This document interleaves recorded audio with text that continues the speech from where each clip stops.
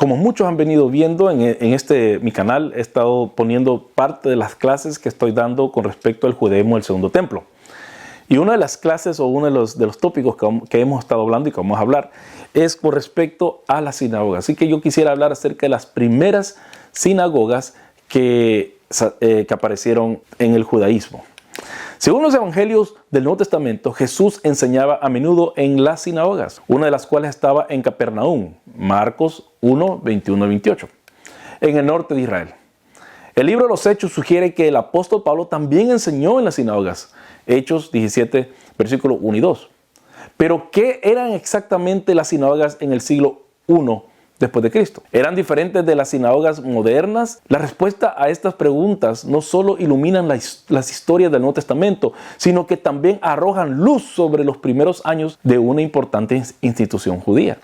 Sinagoga es una palabra griega que literalmente significa una reunión de personas, pero también se refiere al lugar de reunión. Aunque el origen de la sinagoga como institución judía no está claro, hacia el siglo I después de Cristo se encontraban tanto en Palestina como en la diáspora, donde se usaban para una variedad de necesidades comunales, como escuelas. Esto lo dice Josefo en Antigüedades 16:43. Para reuniones comunales, comidas. Esto lo dice también Josefo en Antigüedades 214 al 216.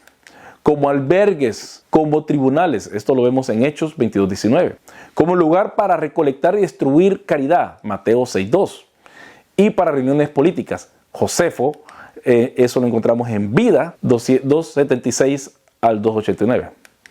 El culto también tuvo lugar en las sinagogas del primer siglo, aunque esto no se convertiría en algo parecido al culto de la sinagoga moderna, hasta mucho más tarde. No obstante, la lectura e interpretación de la Torá y los profetas están bien atestiguados en las sinagogas del primer siglo. Hechos, capítulo 15, versículo 21. Y aunque los eruditos no están de acuerdo sobre el alcance de las oraciones comunitarias, las fuentes literarias sugieren que los judíos oraban al menos en algunas sinagogas en este momento.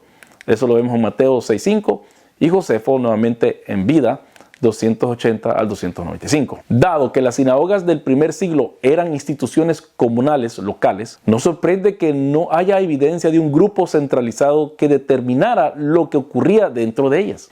Aunque los eruditos solían suponer que los fariseos, los probables precursores de los rabinos, estaban a cargo de las sinagogas, la mayoría de las fuentes del primer siglo identifican a los ancianos, sacerdotes y archisinagogoi, en griego, jefe de sinagogas, como los líderes de las sinagogas. Y eso lo encontramos en Filón, Hipotética 7 del 12 y 3. También en la inscripción de Teódoto y en Marcos 5, 22 y 23. El liderazgo rabínico de las sinagogas, que es lo que estamos familiarizados hoy, fue limitado en los primeros siglos después de Cristo y no cristalizó hasta el periodo medieval.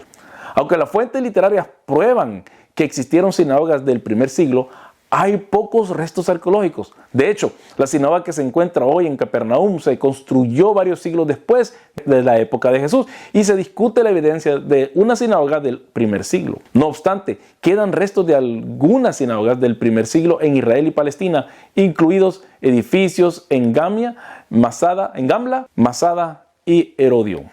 A diferencia de las sinagogas de siglos posteriores, que se identifican por los muebles utilizados para el culto y las inscripciones y el arte judío, las sinagogas del primer siglo no tenían características judías y eran simplemente edificios públicos con bancos a lo largo de las paredes. En otras palabras, los edificios reflejaban el papel principal de las sinagogas como centros comunitarios judíos, con el culto como uso secundario del espacio. Hasta el año 70 en nuestra era, el centro del culto judío era el templo de Jerusalén, donde un sacerdocio hereditario ofrecía sacrificios como se describe en la Biblia hebrea.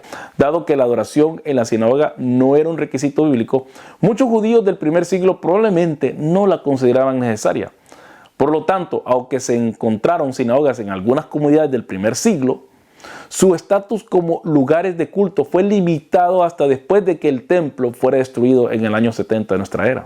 Sin el templo, las sinagogas proporcionaban instituciones comunales ya establecidas que finalmente se convertirían en los nuevos centros del culto de adoración judía.